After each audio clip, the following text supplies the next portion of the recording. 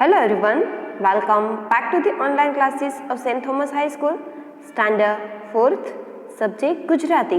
તો આપણે ગયા વિડીયોમાં શું જોયું હતું? તો આપણે ગયા વિડીયોમાં લેસન નંબર 6 આપણે કમ્પ્લીટ કર્યું હતું.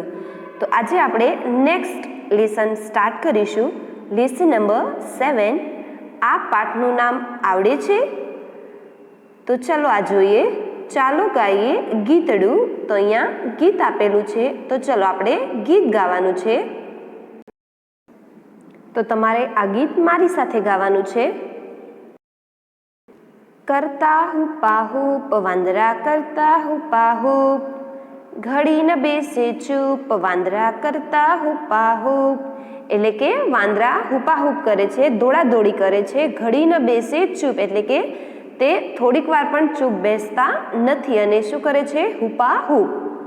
ખી ખી ખી ખી હસે વાંદરા કરતા હુપા હૂપ, જંગલ જંગલ વસે વાંદરા કરતા હુપા હૂપ.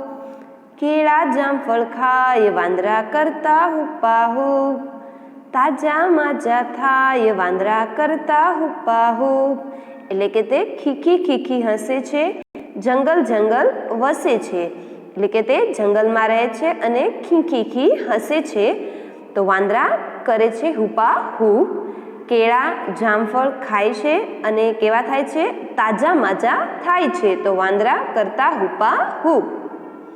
ત્યારબાદ હિચકે ડાળે ડાળ વાંદરા કરતા હુપા હૂપ, ભરતા મોટી ફાળ વાંદરા કરતા હુપા હૂપ. કોઈથી ક્યાં ડરે વાંદરા કરતા હુપા હૂપ, દરિયે માર્ગ કરે વાંદરા કરતા હુપા હૂપ. તાજા માજા થાય વાંદરા કરતા હુપા હૂપ, હિચકે ડાળે ડાળ વાંદરા કરતા હુપા હૂપ. એટલે કે હિચકે ક્યાં? ડાળે ડાળે હિચકે છે હુપા હૂપ કરતા. ભરતા મોટી ફાળ વાંદરા કરતા હુપા હૂપ. કોઈથી ક્યાં ડરે એટલે કે વાંદરા કોઈથી પણ ડરતા નથી અને શું કરે છે? હુપા હૂપ. દરિયે માર્ગ કરે વાંદરા કરતા હુપા હૂપ. તો આ ગીત છે જે તમારે ઘરે ગાવાનું છે. ઓકે, ત્યારબાદ આગળ જોઈએ. કોણ પૂછી શકે? બેની જોડીમાં ચર્ચા કરી આ પ્રશ્ન અગાઉના એકમના ભાગોમાંથી કોણ પૂછી શકે અને કોને પૂછી શકે છે તે શોધવાનું છે, એટલે કે તે ફાઇન્ડ આઉટ કરવાનું છે. હવે ચલો જોઈએ. મને એકલા ખાવાનું ગમતું નથી, તમે મારા ઘરે જમવા આવશો? હવે આ કયા લેસનમાં છે? તો ચલો જોઈએ. તો આ તમે જોઈ શકો છો અહીંયા લેસન નંબર 1માં તમે શું ખાશો? તેમાં આ વાક્ય કોણ બોલે છે?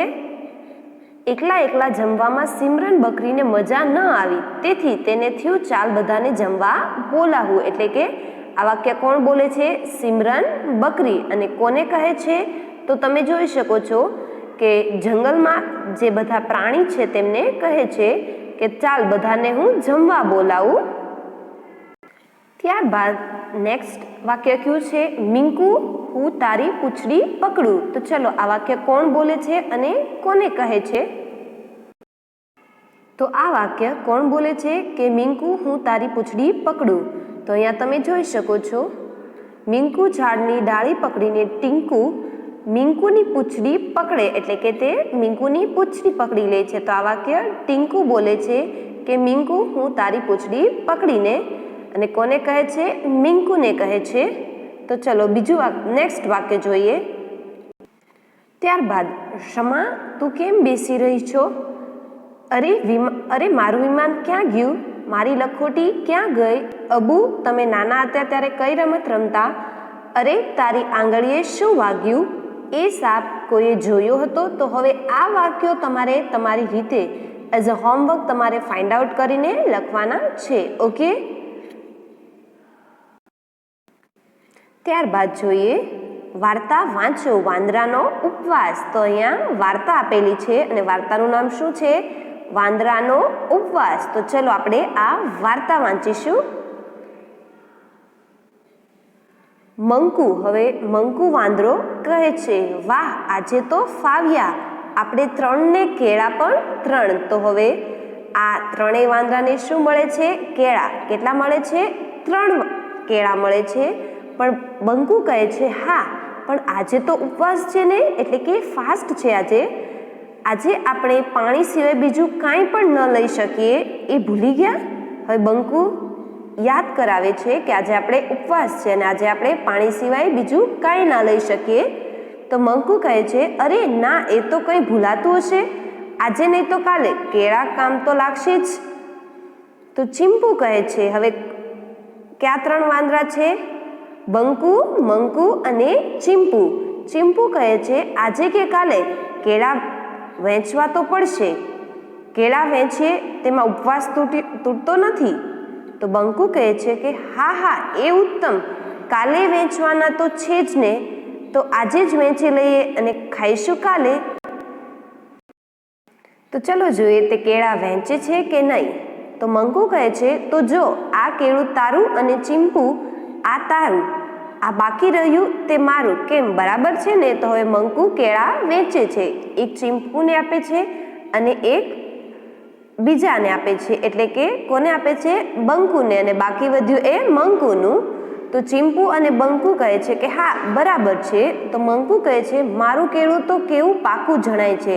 બંકુ તારું કેળું કાચું છે કે પાકું? હવે મંકુ પૂછે છે બંકુને કે મારું કેળું તો મને પાકું જણાય છે, તારું કેળું કાચું છે કે પાકું? તો બંકુ કહે કેળાને દબાવતો મારું તો ખાસું પાકું છે, આજે જ ખાવું હોય તો પણ કામ લાગે. તો ચીમ્પુ કહે છે અને મારું પણ મજાનું પાકી ગયું છે. તો મંકુ કહે પણ આપણે તો ક્યાં આજે ખાવાનું છે? તો બંકુ કહે હાસ તો આજે તો આપણે ઉપવાસ છે. તો આપણે અહીંયા સુધી આ વાર્તા રાખીશું. બાકીની વાર્તા તમારે આ ઘરે રીડ કરવાની છે અને બાકીની વાર્તા હું નેક્સ્ટ વિડીયોમાં તમને સમજાવીશ. તો તમારું આજનું હોમવર્ક છે, આ ગીત તમારે ઘરે ગાવાનું છે અને આ તમારે તમારી હોમવર્ક બુકમાં લખવાનું છે. Okay, thank you.